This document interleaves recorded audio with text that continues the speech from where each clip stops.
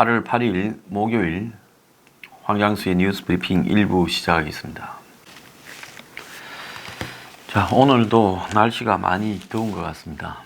자, 지금 휴가들을 많이 떠나시고 한데요. 세상이 좀 어수선하고 이럴 때는 참 마음 편히 휴가 가서 세상을 잊고 살기도 어려울 거라고 봅니다. 날씨가 많이 더워서 지금 건강들이 해칠 건데요. 저도 하루 종일 앉아 있다고 걱정하시는 분이 많이 계세요. 그래서 10부까지 하니까 힘이 좀 들긴 합니다. 그렇지만은 뉴스 브리핑에 대한 압박이 예사롭지 않다 느끼고 거기에 대한 항의의 표시로 10부까지 하고, 그럼에도 불구하고 또 장난을 친다면 하루에 20부, 30부도 할 수 있다는 걸 보여주겠습니다. 아니, 밤새도록 할 수도 있습니다. 그러니까 적당히 하길 바랍니다. 근데 여전히 지금 1부부터 10부까지 조회를 다 삭제하고 있습니다. 자, 이 조회 삭제를 이야기하면 또 조회 삭제한다 어쩐다 간혹 빈정거리는 사람이 있는데요. 그건 이 방송을 듣는 분들의 이 권리이고 또 저의 권리이기도 합니다. 지가 지 권리를 말하지 않는 사람은 그건 바보죠. 그리고 MBC가 요즘 이영훈 교수 측에 카메라 들이밀고 여러 가지 지금 압박을 하는 모양인데요. MBC는 저한테 황장수 뉴스 브리핑에 고소당했으면 지금쯤 MBC 노조든 MBC 회사든 제가 가짜 방송을 했다 하든지 카메라 메고 우리 사무실에 와서 황장수를 인터뷰 좀 해야 되겠다고 하든지 해보길 바랍니다.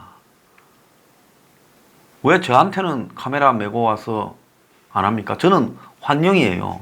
MBC 제발 카메라 좀 메고 오세요. 그리고 우리 사무실에 난입하는 인간이 있으면 그 시간에 또 실시간으로 생방송으로 저도 중계를 해버리겠습니다.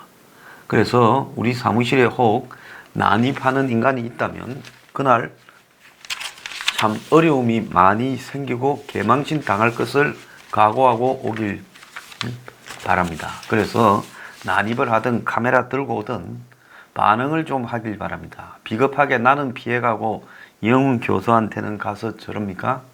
아직 조사받으라고 연락 안 왔습니까? 검찰 빨리 배당하고 소환하기 바랍니다. 자, 정권이요 지금 여러 가지로 코너에 몰렸습니다. 반일을 시작할 때 이렇게 될 거라고 생각을 못 했을 겁니다.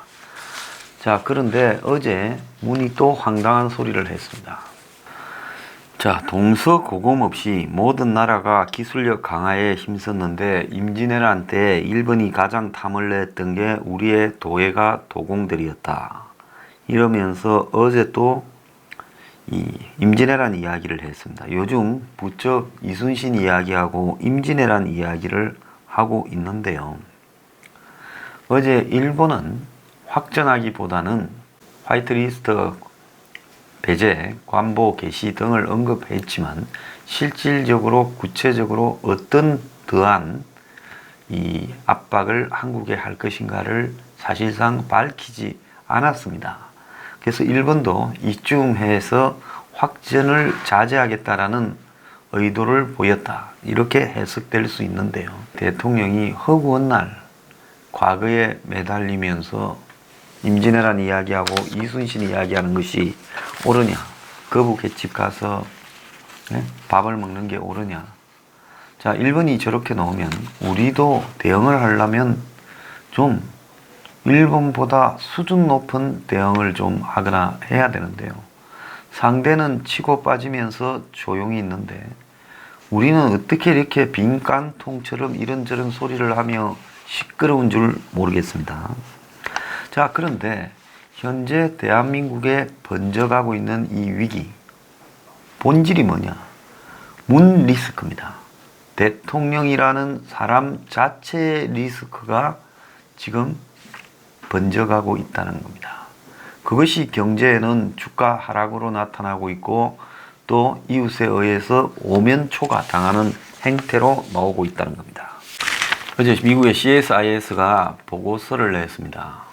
자, 그런데 이 보고서에서 아베 총리도 좀 성찰을 하라 비판을 했지만은 한국의 문재인에 대해서요, 문재인이 돈키호테식으로 일본과 경쟁하기 위해 남북 간 평화 경제를 주장한 것은 일본의 신뢰를 회복하는 데 전혀 도움이 되지 않고 한국의 지나친 일본 상품 불매 운동이 감정적이다, 이렇게 평가를 했습니다.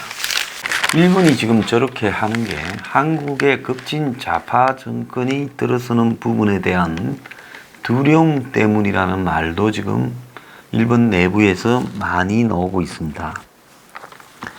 그래서 지금 한국의 급진 좌파 정권에 대해 사실상 흔들기로 들어간 것이다. 왜 그런가 하면 일본은 한국의 급진 좌파 정권이 들어서서 북한과 좌파적으로 국가연합으로 갔을 때 일본으로서는 생각도 하기 어려운 최악의 상황이 올 수 있다는 겁니다. 자, 이런 부분들이 지금 겹치면서 과거사에 대한 지속된 한국 측의 문제 제기, 합의 번복, 이런 것들이 지금 이번 사태를 초래했는데요. 문제는 이런 사태를 임하는 문재인의 언행, 그리고 판단, 이런 것들이 일본 사람뿐만 아니라 한국 사람들에게도 불안감을 불러일으키고 있다는 겁니다. 월요일 날 오전에 주식시장이 거의 붕괴되었는데 대통령이 긴급 담화를 발표해서 국민들로 하여금 걱정하지 마라, 지금 모든 것들을 잘 수습해 나갈 거다 하는 낙관적인 신호를 줘도 시원찮을 마당에 뭐라고 이야기를 했습니까? 남북 평화경제로 일본을 극복한다고 정말 우스운 이야기를 했습니다. 이 이야기를 듣는 국민의 상당수는 솔직히 말해서 좀 비이성적이다. 그리고 저렇게 말을 하는 배경에 어떤 문제가 있어서 그런 것인가? 멘탈의 문제인가? 또 다른 어떤 문제가 있는가? 아니면 청와대가 다른 누군가에 의해서 조정을 받거나 장악되어 있는가? 이런 문제들이 지금 의혹이 제기되고 있다는 겁니다. 그러다 보니 이 나라가 정상으로 가지 못하겠다, 저 정도 수준의 발언을 하는 정권이 지금 청와대를 장악하고 있으면 앞으로 이 나라의 외교나 경제나 안보나 뭐가 하나 제대로 돌아가거나 대처해질 수 있겠느냐, 결국은 나라 경제가 붕괴되는 거 아니냐, 이런 부분에 대한 두려움이 휩쓸기 시작했지요. 경제는 심리라는 겁니다. 자, 문재인의 가장 적은 문재인 본인임을 자기 스스로가 알아야 됩니다. 그런데 대통령이 되기 전까지 문재인이라는 사람이 보여준 행동은 매우 그래도 뭐 정파적으로 입장이나 정치적 색깔은 있지만은 나름 온건하고 합리적이고 온화하다, 이런 부분을 갖다가 심어줬는데요. 그런데 대통령 집권 이후에 지금 가는 모습을 보면 거의 한풀이식, 그리고 정치 보복, 그리고 더 나아가서 극단적인 이념적 경도와 맹신, 북한 체제에 대한 일방적인 어떤 쏠림, 그리고 중국에 대한 무비판, 그리고 미국과 일본 동맹들에 대한 끊임없는 문제 제기와 엇나간, 이런 것들이 문재인의 머릿속을 지배하고 있다. 자, 이런 것들이 지금 국민들에게 다가갔을 때는 그것이 얼마나 불편하게 보일 것인가.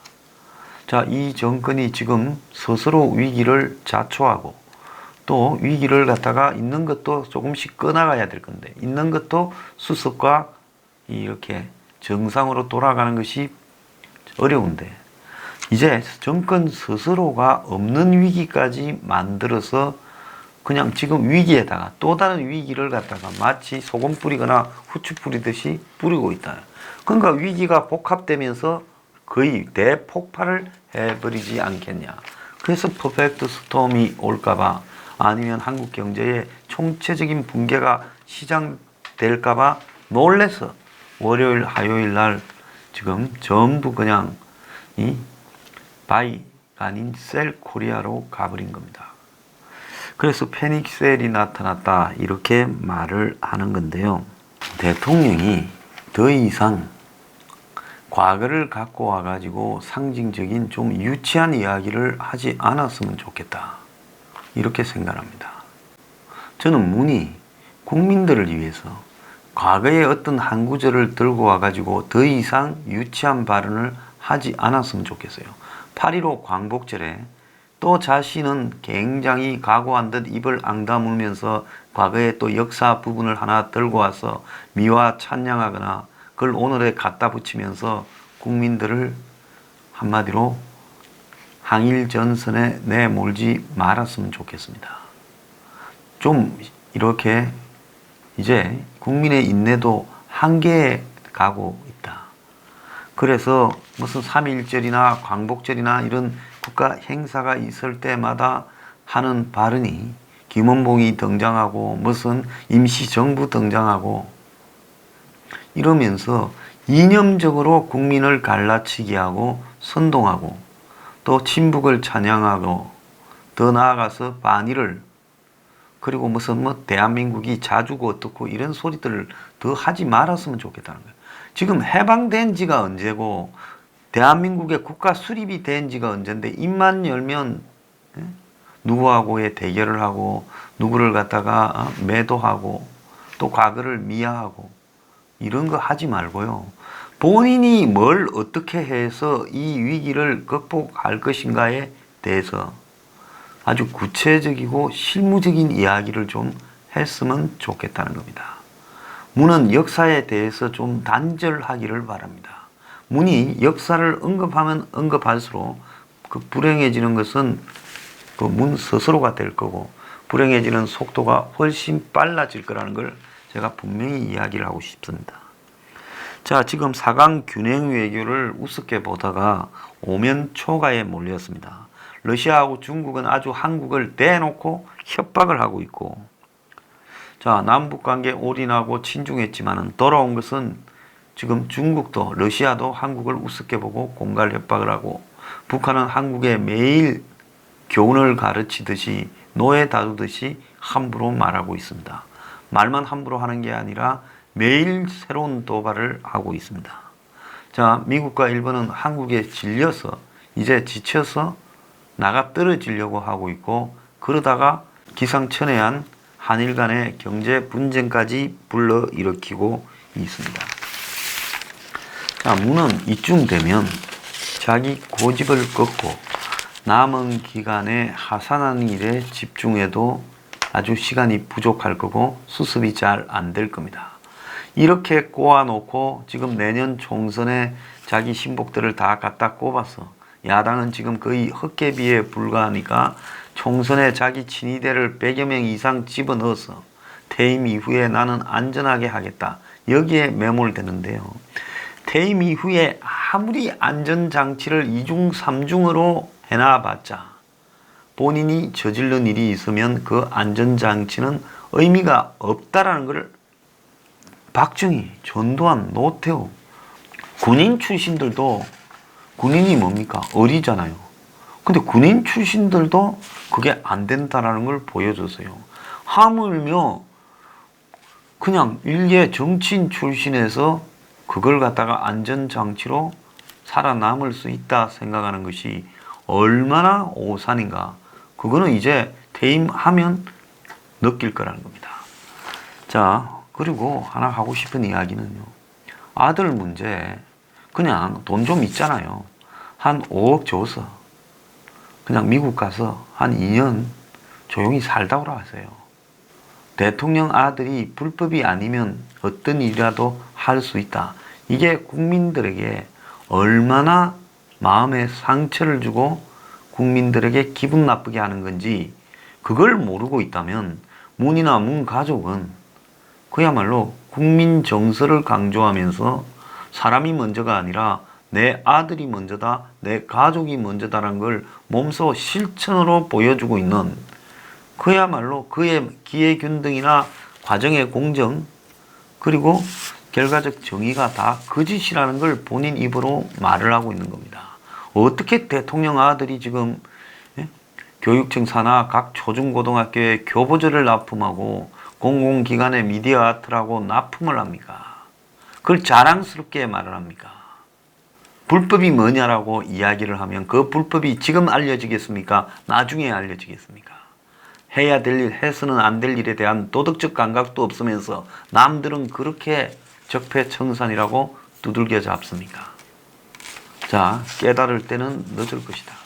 자, 분명히 이야기하지만 대한민국의 외교 안보의 모든 위기의 본질의 핵심은 문재인 본인한테 있답니다.